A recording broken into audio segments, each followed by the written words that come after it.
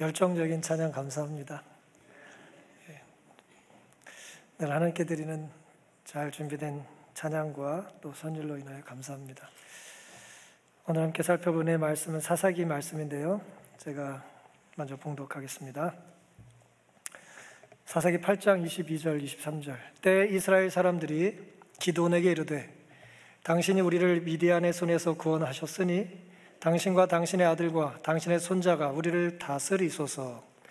기드온이 그들에게 이르되 내가 너희를 다스리지 아니하겠고 나의 아들도 너희를 다스리지 아니할 것이요 여호와께서 너희를 다스리시리라. 사사기에는 이제 사사들의 이야기가 기록되어 있는데요, 우리가 제일 잘 아는 사사라면 이제 삼손이겠죠.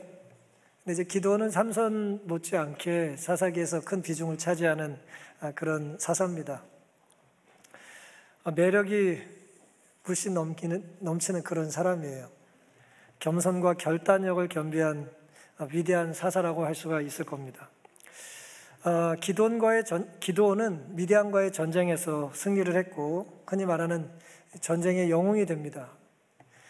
고대 사회의 전쟁의 영웅은 거의 신 같은 대접을 받잖아요.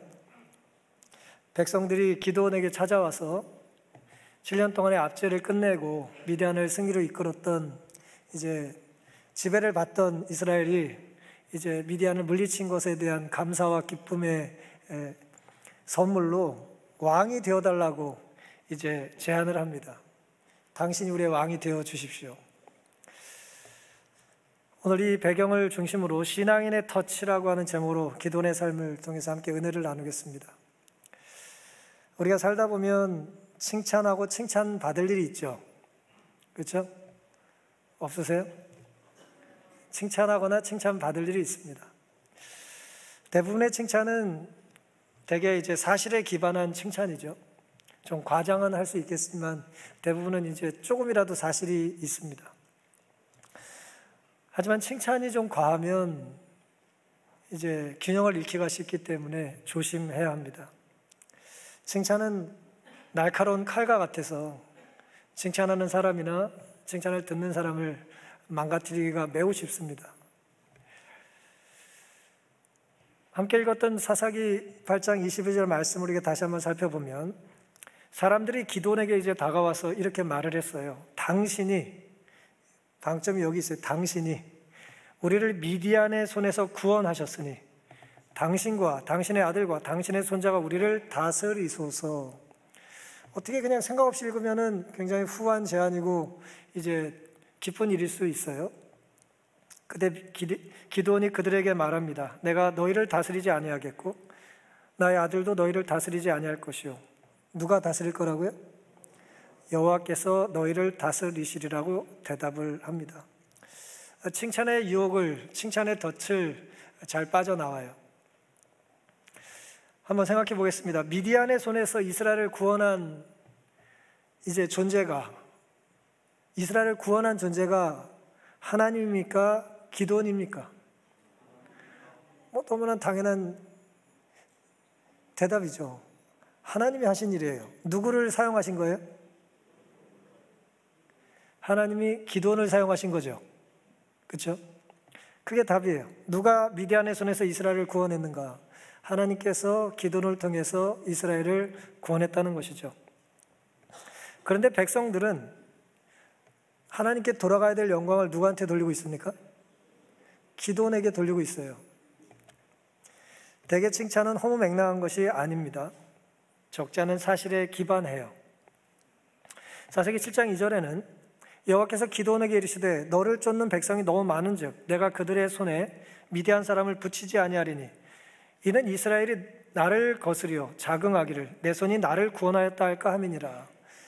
32,000명의 사람이 기드온이 나팔을 불자 이제 속속 전쟁을 참여하겠다고 이제 도착을 했어요. 기드온은 나팔 부는 걸 좋아했어요. 사람들이 막 이제 온 겁니다. 우리가 전쟁하겠다. 32,000명이 모였어요. 그 숫자도 사실은 굉장히 적은 숫자죠. 미디안은 14만 5천 명의 군사가 이 전쟁에 참여했었다고 하니까 3만 명도 굉장히 작은 숫자예요. 그럼에도 불구하고 하나님은 뭐라고 그러셨어요? 너무 많다는 거예요. 왜요? 이 숫자가 많은 이유는 전쟁이 혹시 승리를 하게 된다면 뭐라고 생각한다는 거예요? 내 손이 나를 구원하였다고 생각할 만큼의 숫자라는 거예요. 이 사람들은. 우리가 일당 100은 아니더라도 한 명이 한 4명씩 해치웠어 라고 이제 자랑할 거라는 거예요. 이거 숫자가 너무 많다는 것입니다. 여호와께서 이스라엘 백성의 마음에 있는 교만과 불신을 보셨다 그랬어요. 우리 정도면 4명씩 상대할 수 있지. 교만했다는 거죠. 기드온의 감동적인 호소에 분개한 그들은 곧 군대에 입대하였으나 미디안의 군중을 보고 두려워하는 자들이 많았다. 좀 모순된 문장이죠. 교만했고 이제 또 뭐예요? 두려워했다는 거예요. 교만, 두려움, 그 사이에 불신이 있는 것입니다. 숫자가 많이 있다고 하지만 믿을 만한 숫자는 아닌 거죠. 그러나 만일 이스라엘이 승리하면 바로 이런 사람들은 승리를 하나님께 돌리는 대신에 그 영광을 스스로 취할 것이다. 용기 없는 사람들이 뭔가 결과가 좋게 나오면 가장 자기가 용감하게 싸웠다라고 이제 얘기하는 격이죠. 왜 하나님께서는 기드온을 통해서 300명의 군사를 선별하셨을까요? 왜 하필 300명이었을까요? 왜 하필 300명이에요? 299명도 아니고 301명도 아니고 왜 하필 300명이었을까요? 이런 질문엔 답이 없어요. 그런데 생각해 볼 거는 있죠. 왜 300명이었을까? 하나님이 그들을 하나님이 필요하신 최소 숫자였을까요? 아닙니다. 하나님이 필요하신 최소 숫자가 아니라 하나님을 필요로 했던 전부였어요. 공교롭게도 그 사람이 300명이었던 거예요. 하나님을 온전히 믿었던 사람을 모았더니 몇 명이라고요? 그게 선착순 300명이 아니에요. 하나님을 신실히 믿었던 사람이 모이고 남았는데 세 번이 몇 명이라고요? 300명이었던 거예요. 때때로 가장 단순한 방법에 의해 품성을 시험을 받는다. 위험한 때에 자신의 필요만을 채우려고 하는 자들은 위급한 경우 신뢰할 수 있는 사람이 될 수 없다. 여호와께서는 게으르고 방종한 자들을 위해 당신 사업의 가운데 자리를 마련하지 않으신다. 하나님의 택하신 사람은 자신들의 필요로 인하여 의무를 이행하는 일을 지체하지 않는 소수의 사람이었다. 하나님의 일을 위하여 최선을 다하는 사람들, 1명, 2명 모이고 남은 사람이 이제 300명이었다는 것이죠. 긴급한 전쟁 상황에서 이제 물 마시는 그들의 태도가 보니까 뭐예요? 언제든지 하나님께서 전쟁하라고 하면 전쟁에 나갈 만한 모습을 보여줬던 그런 사람들이었어요. 사사기 7장 19절입니다. 기드온은 그들을 좇은 100명이 300명을 셋으로 나눴어요. 100명씩. 100명이 이경초에 진가에 이른즉 변병에 채번할 때라 나팔을 불며 손에 가졌던 항아리를 부수니라. 300명이 나팔을 불 때 여호와께서 그 온 적군으로 동무끼리 칼날로 치게 하심으로 적군이 도망하여 스레라의 벳 시다에 이르고 또 밥닷에 가까운 아벨 무홀라의 경계에 이르렀으며 300명을 셋으로 나눠서 진흙 항아리, 토기 항아리에 횃불을 집어넣고 이제 나팔을 밤 12시에 불면서 토기를 깼어요. 뭐 이런 전쟁도 있습니까? 희한한 전쟁을 벌였어요. 그랬더니 미디안 군들이 놀래가지고 서로 싸웠다 그랬죠. 그리고 이제 그들이 스스로 망하고 이제 도망을 가게 됐다는 것이죠. 선발된 300명은 용기와 자제력을 가졌을 뿐 아니라 교만과 불신이 아니라 용맹과 자제력, 용기와 자제력을 가졌다는 거예요. 신앙이 돈독한 자들이었다. 그들은 우상 숭배로 자신을 더럽히지 않는 자들이었다. 하나님께서는 그들을 지휘하실 수가 있으셨고, 이 말씀이 굉장히 의미 깊습니다. 하나님이 지휘하시는데 따라오지 않는 사람들은 하나님께서 부릴 수가 없으시지 않겠어요? 우리 지휘자가 이렇게 열심히 지휘하는데 딴 데 쳐다보고 있으면 그 사람은 찬양대원으로 있으면 안 되잖아요. 그렇죠? 하나님이 지휘하시는데 지휘를 쫓아오질 않아요. 그런 사람들은 300명이 아니라는 거예요. 대신 300명은 뭐 하실 수 있었다고요? 하나님이 지휘하실 수 있었다고요. 하나님이 이끄실 수 있었다고요. 왜요? 하나님이 하라는 대로 하니까. 그들을 통하여 이스라엘을 구원하실 수 있었다. 성공이란 수요에 달려있는 것이 아니다. 하나님께서는 사람의 수요를 통해서보다는 오히려 당신을 따르는 자들의 무엇으로 영광을 받으세요? 무엇으로요? 품성으로. 하나님을 따르는 자들의 삶으로 영광을 받으신다는 거예요. 결국 누구 덕에 승리한 겁니까? 승리의 덕이 누구한테 돌아가야 돼요? 승리의 공이 누구한테 돌아가야 돼요? 하나님께 돌아가야죠? 그렇죠? 그런데 백성들은 이 공을 누구한테 돌렸다고요? 기드온에게 돌렸잖아요. 당신과 당신들의 자손과 자손의 자손이 우리에게 왕이 되어달라고 아주 넉넉한 제안을 했습니다. 당신이 우리를 미디안의 손에서 구원하셨으니 당신과 당신의 아들과 당신의 손자가 우리를 다스리소서 라며 왕의 자리를 제안합니다. 놀랍게도 기드온은 이 유혹의 순간에 자기의 위치를 망각하지 않았어요. 이때까지 참 좋았어요, 기드온이. 하나님은 기드온을 군주가 되라고 부르신 것이 아니죠. 그렇죠? 사사로 부르셨지 왕이 되라고 부르신 게 아니잖아요. 이때까지 왕정이 시작되기 전이에요. 하나님은 왕정을 하고자 원하지 않으셨어요. 사울도 하나님께서 계획하신 왕이 아니잖아요. 지금 사사시대에 왕이 없습니다. 왕이 없다는 얘기는 누가 왕이에요? 하나님이 왕이시라는 거죠. 신정 통치하던 시대였거든요. 그런데 하나님이 사사를 택해서 사사를 불러서 그를 미단을 치라고 했는데 전쟁에 승리하자 사람들은 당신이 우리의 왕이 되어달라고 이야기를 했다는 것입니다. 기드온을 왕이 되라고 부르신 게 아닌데 말이죠. 또한 하나님의 부름은 혈연 관계를 통해 연장되는 것도 아니다. 굉장히 중요한 부분이죠. 사사의 아들이 사사입니까? 선지자의 아들이 선지자예요? 그렇지 않아요. 왕정은 굉장히 문제가 많은 거잖아요. 단지 아버지가 왕이기 때문에 아들이 왕이 되잖아요. 이건 하나님의 계획의 원래 계획이 아닌 것입니다. 이건 상식적이지 않아요. 토마스 페인이라고 하는 사람이 상식이라고 하는 작은 책을 썼는데 그 책의 내용은 영국이라고 하는 나라가 이제 미국, 독립전쟁 이전에 미국을 식민지로 삼을 때의 이야기입니다. 큰 나라 미국 대륙이 그 사람 표현대로라면 작은 섬나라의 식민지로 사는 건 상식적이지 않다는 거예요. 그리고 왕정은 상식적이지 않다는 거예요. 왜 우리가 왕을 섬기고 그 한 사람을 섬기고 그 사람이 낳은 작은 아들을 또 왕으로 섬기고 그렇게 정신 나간 일을 해야 되냐. 곤란하다. 우린 독립전쟁을 해야 되고 전쟁에서 승리할 수 있다는 얘기를 한 거예요. 그 책의 제목이 상식이에요. 상식대로 살면 된다는 거예요. 근데 지금 백성들의 제안은 뭡니까? 매우 비상식적이에요. 당신을 왕으로 삼겠다까지도 좀 이해가 안 가지만 그것까지 좋다 이거예요. 근데 뭐예요?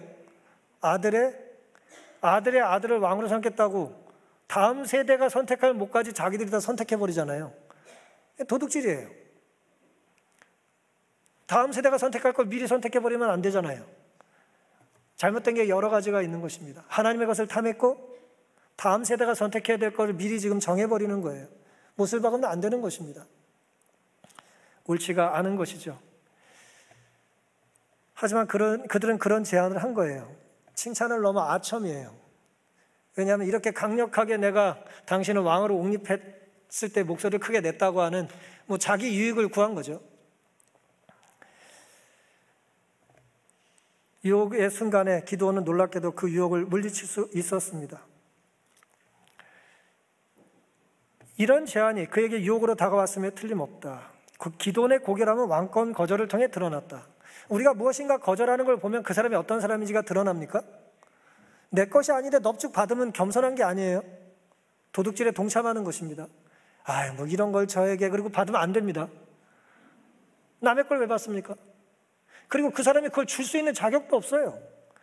남의 걸 훔쳐다가 주면 장물합이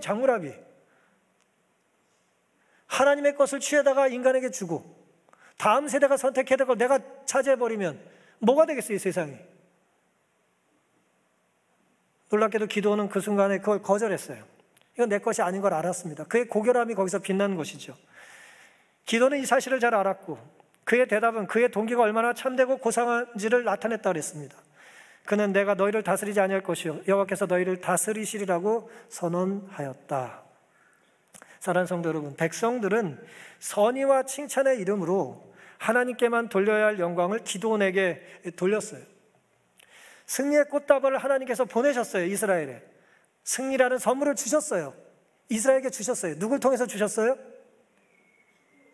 기드온이라고 하는 배달의 민족을 통해서 보내셨어요. 기드온이 배달한 거예요. 근데 감사를 누구한테 하고 있어요? 감사를 지금 기드온에게 하고 있는 거예요. 선물을 하나님이 보내셨는데 보내신 분에게 감사하지 않고 그 선물을 배달한 사람에게 지금 감사하고 있는 것입니다. 물론 배달해 주신 분 감사하고 하나님의 손에 사용되어진 종들을 감사해야죠, 우리가. 그렇죠? 하지만 본질을 놓치면 안 되는 것입니다. 정말 감사해야 될 대상이 누구냐 말이에요. 감사를 남발하고 있어요, 지금. 칭찬을 남발하고 있어요.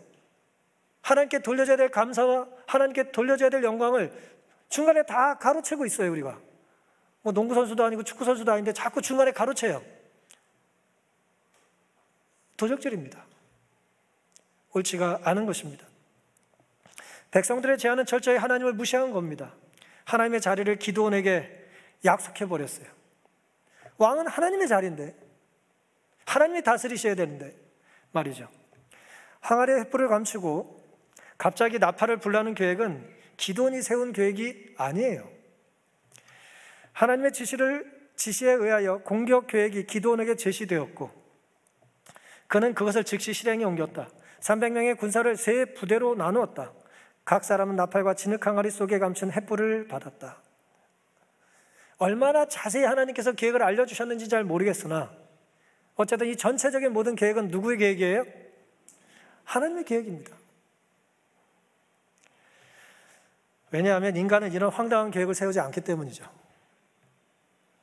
아니 13만 5천 명이나 되는 군대 앞에서 무슨 서커스단도 아니고 말이에요. 밤 12시에 흙덩어리에다가 뭐 횃불 집어넣고 깨고 나팔을 불면 전쟁에 승리할 수 있다는 정신 나간 전략이 어느 병법서에 나오겠어요? 그런 건 없어요. 이건 인간이 고안한 게 아니에요. 인간이 고안했다면 그 사람은 정신이 나간 사람이에요. 하나님이 주도하신 것이고 하나님이 명령하셨다고 봐야 되지 않겠습니까? 이런 황당한 계획에 그대로 따를 사람이 하나님은 필요했던 것입니다. 하나님, 항아리가 작습니다. 횃불이 뜨겁습니다. 나팔 소리가 더 커야 됩니다. 그런 다른 말 달지 않을, 토달지 않을 사람이 필요했던 거예요. 하라면 하는 사람, 시키면 순종하는 사람. 오늘 우리 찬양에 주님을 위해서 죽겠다는 노래만 하는 게 아니라 죽으라면 죽는 사람, 뭐 그런 사람이 필요하다는 거예요. 그리고 그런 말씀에 순종하려면 말 그대로 철저히 겸손해야겠죠. 내 생각보다 누구 생각이 옳아요? 언제나 하나님의 생각이 옳다는 것입니다. 내 계획보다 언제나 하나님의 섭리가 옳다는 걸 믿어야 되는 것이죠. 그래서 겸손한 마음이 필요한 것입니다. 하나님께서 미디안인들을 정복하도록 택하신 지도자는 기드온이죠. 자신을 불신하고 여호와의 지도를 따르고자 하였다. 하나님께서는 당장 당신의 사업을 위해 가장 큰 재능을 가진 자를 택하지 않으시고 당신께서 가장 유용하게 사용할 자를 택하신다. 가장 유용한 사람은 어떤 사람이에요? 하나님이 마음껏 지휘하실 수 있는 사람, 하나님께서 마음껏 지휘하실 때 따라오는 사람, 그 사람이 하나님의 용사가 되는 것입니다. 기도는 승리를 약속하신 하나님을 믿고 전망이 없는 듯한 방법이라도 순종합니다. 이대로 되겠어 이거? 순종하는 것이죠. 그리고 기도는 승리합니다. 그러니 이 승리의 영광은 누구에게 돌려져야 돼요? 하나님께 돌려져야 되는 것이죠. 의심 많은 기도는 여러 번 하나님께 다시 한번 이게 확실하냐고 물었잖아요. 몇 번이나 기도는 뭐 양털 갖고도 시험하고 뭐 기도하고 뭐 위대한 군사의 꿈의 얘기도 듣고 여러 번 하나님은 기도원을 이제 의심 많은 기도원을 설득하셨어요. 날 못 믿겠냐? 믿어라. 확실하다. 그러니 거듭 확신시켜 주신 하나님의 은혜를 그는 부인할 수 없었던 것입니다. 사람들의 칭찬에 정신줄을 놓지 말고 사람들의 박수에 우리의 삶의 균형을 잃지 않게 되기를 간절히 바랍니다. 하나님의 계획은 하나님의 방법에 순종하는 자들을 통해 성취된다는 것을 결코 잊지 않고 살게 되시기를 간절히 바랍니다. 신앙인의 덫의 두 번째 특징은 뭐냐면 성공이라고 하는 거예요. 성공. 칭찬의 유혹이 우리에게 매우 큰 것처럼 비슷한 맥락이지만 성공의 유혹도 굉장히 크죠. 과거의 성공이 미래의 승리를 보장합니까? 과거의 19세기의 방법이 20세기에 통하나요?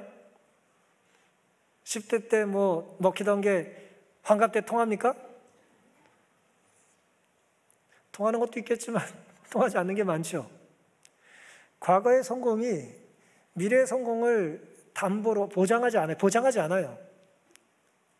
오히려 과거의 성공이 미래의 성공을 발목 잡을 때가 참 많습니다. 그런 예는 많아요. 굳이 경영서적을 이용하지 않더라도 수많은 기업이 과거의 성공에 만족해서 미래에 망해가는 걸 우리는 알고 있는 거죠. 잘 나가는 한국의 10대 기업 혹은 50대 기업 반세기 전에 거의 없었어요. 전 세계에서 가장 큰 기업들 불과 10년, 20년 전에는 없었습니다. 과거의 성공이 미래의 성공을 보장하진 않죠. 사사기 8장입니다. 24절. 기돈이 또 그들에게 이르되 내가 너에게 한 일을 청구하노니 너희는 각기 탈취한 귀고리를 내게 줄지니라 하니 그 대적은 이스마엘 사람이므로 금 귀고리가 있었습니다. 무리가 대답하되 우리가 즐거이 드리리다 하고 겉옷을 펴고 각기 탈취한 귀고리를 그 가운데 던지니 기돈의 청한 바 금 귀고리 중수가 금 1,700세겔이요 그 외에 또 세 달 형상의 장식, 패물과 미디안 왕들이 입었던 자색 의복과 그 약대 목에 둘렀던 사슬이 있었더라. 기드온이 그 금으로 에봇 하나를 만들어서 자기의 성읍 오브라에 두었더니 온 이스라엘이 그것을 음란하게 위함으로 그것이 기드온과 그 집의 올무가 되니라.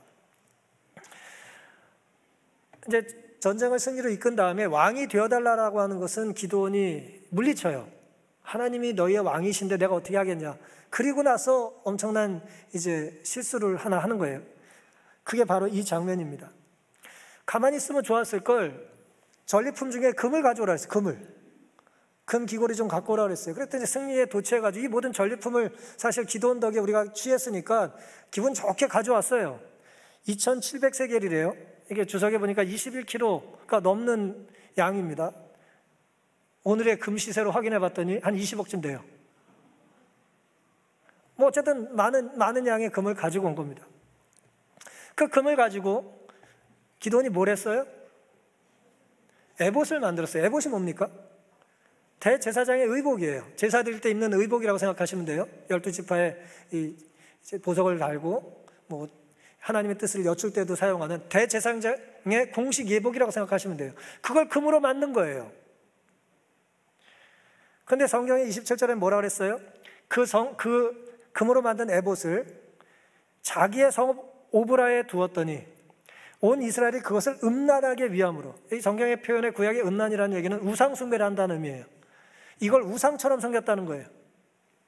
그것이 기드온과 그 집의 올무가 됐다 그랬습니다. 왕이 되어달라는 제안을 거절하고 이 유혹으로부터 이제 승리했던 기드온은 놀랍게도 이 성공이란 덫에 보란 듯 걸리게 됩니다. 오브리에 금으로 에봇을 둔 이유가 무엇일까요? 그 동기를 우리는 알 수는 없어요.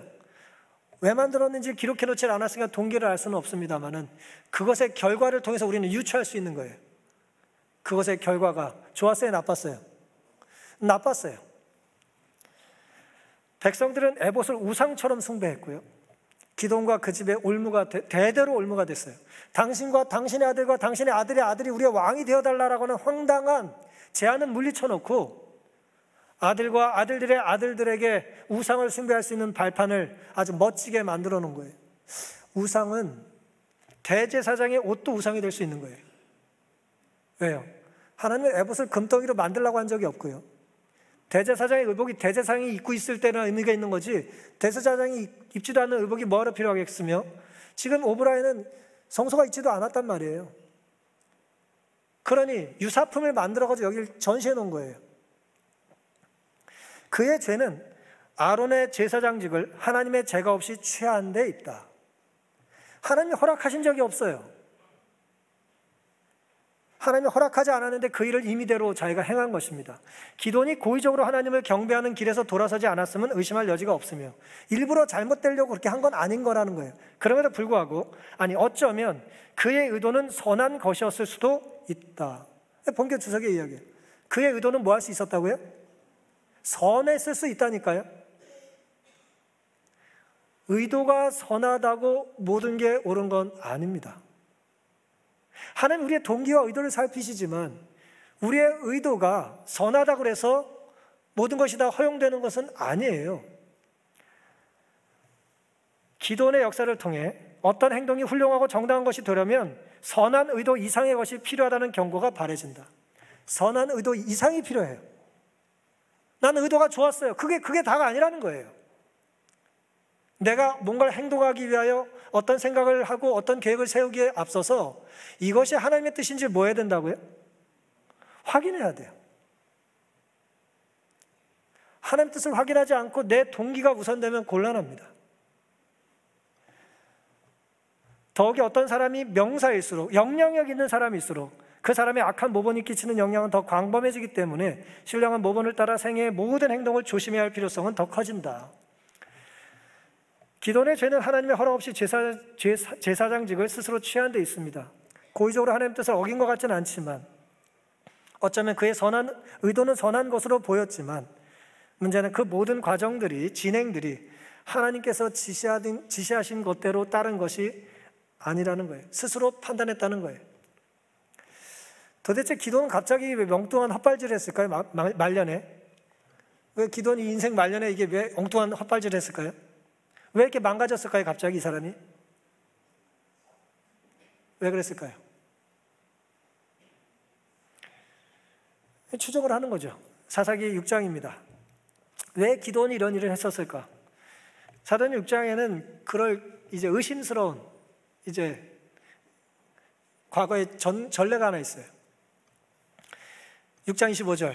이날 밤에 여호와께서 기도원에게 이르시되 너의 아비의 수소 곧 7년 된 둘째 수소를 취하고 너의 아비에게 있는 바알의 단을 헐며 단 곁에 아세라상을 찍고 또 이 견고한 성 위에 너의 하나님 여호와를 위하여 규례대로 한 단을 쌓고 그 둘째 수소를 취하여 내가 찍은 아세라 나무로 번제를 드릴지니라. 이에 기도원이 종 열을 데리고 여호와의 말씀대로 행하되 아비의 가족과 그 성읍 사람들을 두려워하므로 이 일을 감히 백주에 행하지 못하고 밤에 행하니라. 기도원의 고향에서 하나님께서 처음 기도원을 사사로 부르셨을 때에 그 사람들이 우상숭배에 빠져 있었거든요. 그래서 우상숭배에 빠져 있었던 이 바알 단들을 다 허물고 그 허문 단을 땔감으로 삼아가지고 수소를 잡아서 드리라는 거예요. 이 제사행위는 누가 하는 거예요, 원래? 원래 제사행위는 누가 하는 거예요? 제사장이 하는 거잖아요. 제사장이 할 일을 하나님께서 기도원에게 이때 잠시 하게 허락하셨어요. 제사장직을 기도원이 잠시 흉내냈던 적이 있었단 말이에요. 누구의 명령으로? 하나님의 명령으로, 하나님의 허락으로 잠시 했던 적이 있어요. 한 번 했던 적이 있습니다. 그 했던 일을 기도원이 기억하고 있었던 거죠.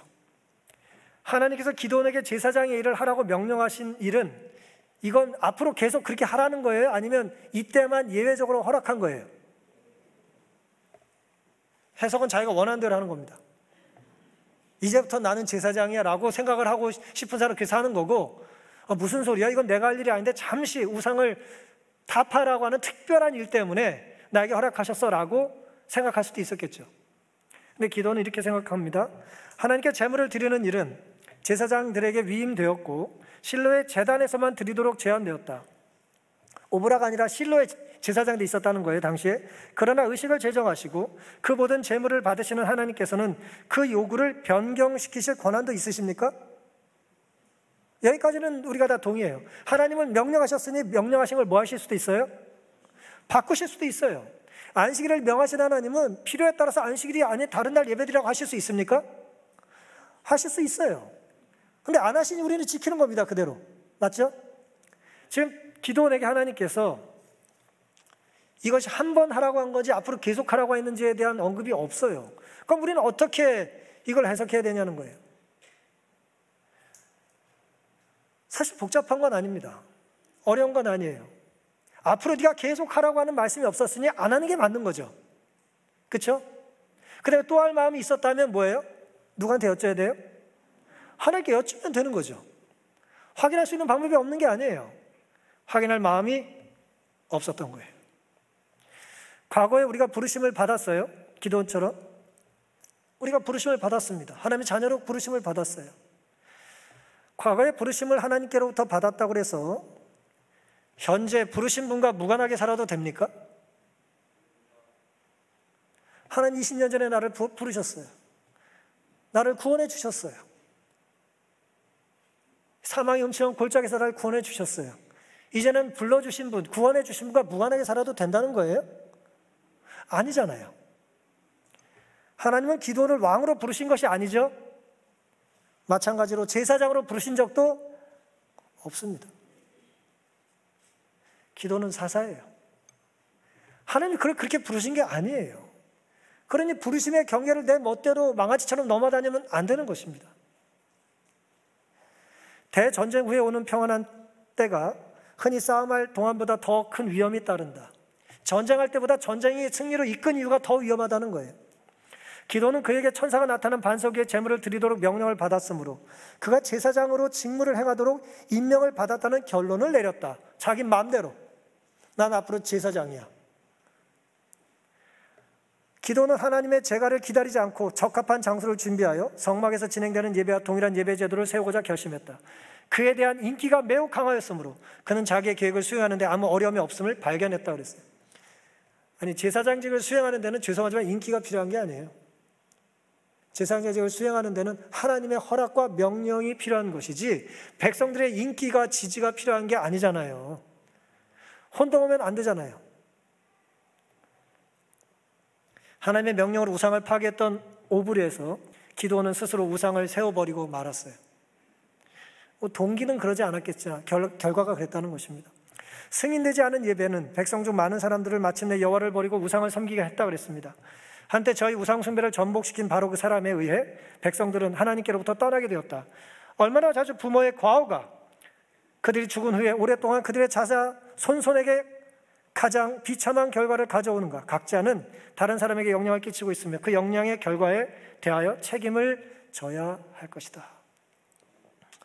선한 의도라 할지라도 하나님의 명령과 허락이 아니면 결과가 좋을 수 없다는 거예요. 두려운 말씀입니다. 어쩌면 우리의 사랑보다도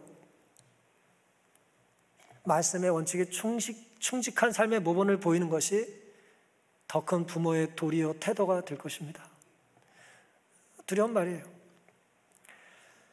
사랑하는 성도 여러분, 우리의 선택은 우리에게만 영향을 끼치는 것이 아니죠. 우리에게만 영향을 주는 게 아니에요. 수평적으로는 동시대에 사는 주변 사람들에게 영향을 주고요, 수직적으로는 이 다음 세대에게 영향을 줘요. 오늘 우리가 어디서 살지를 선택하면, 제가 몇 차례 말씀드렸을 겁니다, 우리 자녀들이 어디서 공부할지가 결정될 거고 자녀들의 절친들이 누가 될지를 결정해 주는 것과 같은 거예요. 거의 없습니다. 초등학교, 중학교, 고등학교, 대학교를 어디서 보냈는지, 어느 교회에서 다녔는지에 따라서 거의 평생의 친구가 결정이 돼요. 부모 역할은 생각보다 굉장히 중요합니다. 고린도서 4장 7절, 우리가 이 보배를 질그릇에 가졌으니 이는 능력의 힘이 큰 것이 하나님께 있고 우리에게 있지 아니함을 알게 하려 함이라. 능력은 누구한테 있는 거예요? 하나님께 있는 거예요. 우린 질그릇에 보배가 담겨진 거죠. 보배는 예수님이에요. 예수님이 빛이 나시고 드러나셔야지 질그릇이 빛이 나면 곤란합니다. 어리석은 거예요. 그러니 남보다 조금 빠르다고, 남보다 먼저 했다고, 남보다 많이 했다고 하나님께 돌려줘야 될 영광을 취하는 일이 없게 되기를 간절히 바랍니다. 먼저 시작했다고 자랑할 수도 있고, 우리는 남은 물이니까 막바지 끝까지 버텼다고 또 자랑하기가 쉽겠지만 그건 역시 바람직한 태도는 아닐 것입니다. 가장 높은 지위에 서 있는 자들도 타락할 수 있다. 가장 현명한 자들도 과오를 범하고 가장 강한 자들도 비틀거리다가 넘어질 수 있다. 하늘로부터 오는 빛이 끊임없이 우리 앞길을 비춰야 할 필요가 있다. 우리의 유일한 안전은 나를 따르라고 말씀하신 그리스도께 우리의 길을 절대적으로 의탁하는 데 달려 있다. 우리는 예수님 없이 한순간도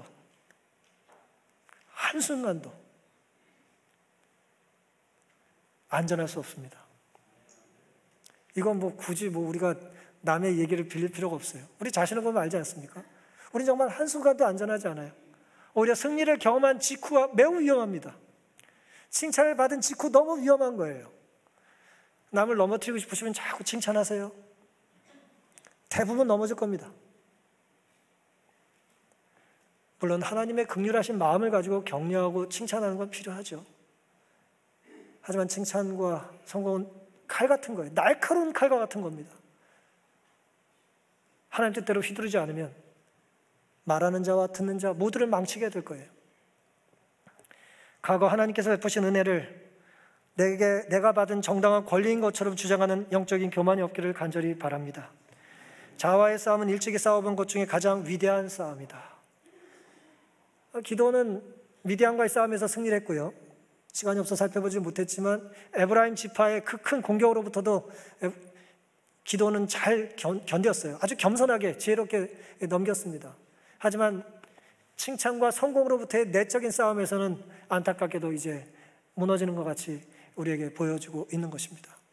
우리에게도 이런 비슷한 유혹들이 있을 때에 말씀과 기도로 잘 극복할 수 있게 되기를 간절히 바랍니다. 리더스 다이제스트 1983년도 12월에 기록된 이제 재미있는 이야기인데요. 이런 내용이 기록되어 있습니다. 어느 날 안개 낀 날 밤에 해군 함장이 이 바다를 항해하고 있었는데요.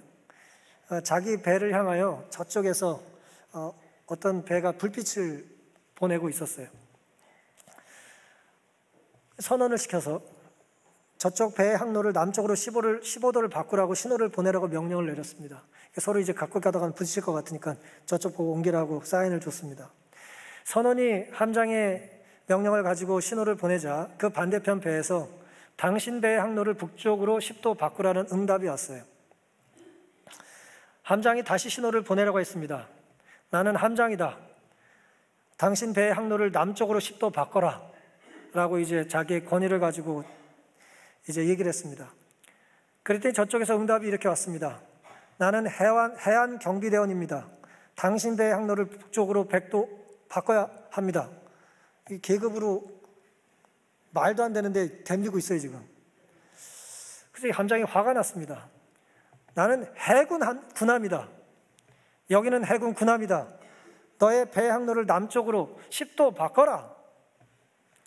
그랬더니 이렇게 응답이 왔어요. 여기는 등대입니다. 함장님 배 항로를 북쪽으로 옮겨야 합니다. 등대를 배로 착각하고 내 배가 얼마나 큰지, 내가 얼마나 큰 타이틀을 가졌는지를 얘기하는 것은 어리석은 것이죠. 움직여야 될 건 누굽니까? 나예요. 배가 움직여야지 등대와 항구가 어떻게 움직이겠습니까? 등대는 원칙 같은 거예요. 하나님 말씀 같은 겁니다. 원칙은 바뀌어지지 않고 영원하고 보편적입니다. 나이가 많다고, 지위가 높다고 바뀌어지는 게 아니에요. 폭풍이 치든 평온하든 어둡든 밝든 예수 그리스도라고 하는 등대는 우리의 삶의 길이요, 진리요, 생명이 되신다는 걸 믿게 되시기를 간절히 바랍니다. 기도원의 성공은 하나님 말씀에 순종한 결과였습니다. 원칙에 순응했기 때문이죠. 반면에 기도원의 실패는 하나님의 허락 없이 자기 생각을 따랐기 때문입니다. 원칙을 뭐 한 거예요? 원칙을 무시한 겁니다. 깨달음 이후의 빨랫감이라고 하는 책을 잭 컨필드라고 하는 분이 쓰셨는데 뭐 제목이 좀 흥미롭죠. 누군가 깨달음이 있어요. 돌을 닦아요. 돌을 닦고 영원히 행복했다라고 보통 살지 않는다는 거죠. 드라마처럼 왕자와 공주는 사랑해서 열심히 행복하게 살았다가 아니고 다시 일상으로 돌아간다는 거예요. 아무리 성자라도 돌을 깨우쳐도 뭐 해야 된다고요? 집에 가서 빨래해야 되고 주차 짝지 띄고, 그렇죠? 허리 아프고 그렇다는 거예요. 이 책의 내용이 그런 거예요. 깨달은 이유 빨랫감이 있다는 거죠. 거기에 이런 흥미로운 이야기가 있습니다. 린든 존슨 대통령이 1960년대 대통령을, 케네디가 죽고 나서 대통령을 하게 된 사람인데, 이분이 대통령이던 시절에 백악관에서 이제 조찬 기도회를 하고 있었답니다. 당시 미국에서 가장 신뢰받던 언론인이자 이제 목회자였는데요. 빌 모이어즈라고 하는 분이 아주 신뢰받는 언론인이자 신학까지 공부해서 목회자였어요. 백악관 대변인이었는데 이분에게 기도를 하라고 부탁을 했습니다. 기도를 해달라고요. 조찬 기도원에서 이제 모여서가 기도를 합니다. 눈을 감고 같이 기도를 하는데 존슨 대통령이 그 기도 소리가 안 들리는 거예요. 그래서 반대편에서 이렇게 말했대요. 빌, 목소리 좀 크게 해. 하나도 안 들려.